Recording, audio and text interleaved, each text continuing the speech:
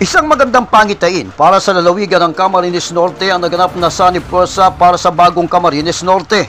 Ito kabayan ang may kagalakan binanggit ni San Vicente Miora Maria Juana Ong sa panayam ng RMTV News Online. Ito ang pagpapatibay lang na ang Camarines Norte ay nagkakaisa. No? I-set aside ang politika, ito po ay para sa kapakanan ng buong taga Camarines Norte, hindi lang sa bayan ko, sa bawat bayan ng Camarines Norte.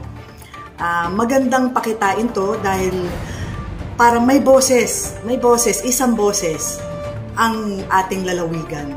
Grabe talaga yung sakripisyo na ginawa ni Kuya Jojo at talagang napahanga kami lahat sa kanyang ginawang pag-step down para kay Congresswoman Rosemary Panotes.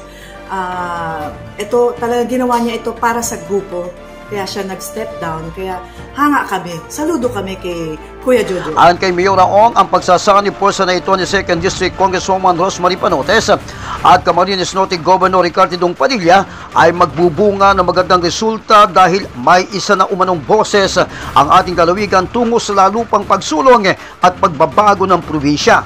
Aniya, bagamat may kanya-kanyang partido sina Congressman Rosemary Panotes at Governor Ricardo Dong Padilla sa nasyonal, mas mainam na rin anyang may partido sa lokal na katulad ng Lacan upang mas lalong magkabikis sa isang layunin.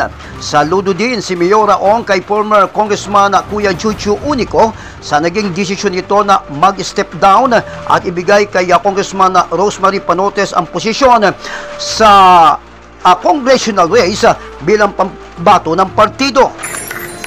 At representante ng 2nd Distrito, wala pang iba, Congresswoman Rosemary Panotes. Gusto na ilahaan po, magandang. Naniniwala rin si Miora Ong na sa pagsasanib pwersa na ito ni na Congressman Rosemary Panotes at Governor Ricardo Dong Padilla, malaking benepisyo at tulong ang magagawa nito sa kaunlaran sa pinakamamahal niyang bayan ng San Vicente. Yan ang balita para sa RMTV News Online. Ako si Lino Malabanan, ang inyong responsableng tagapagbalita.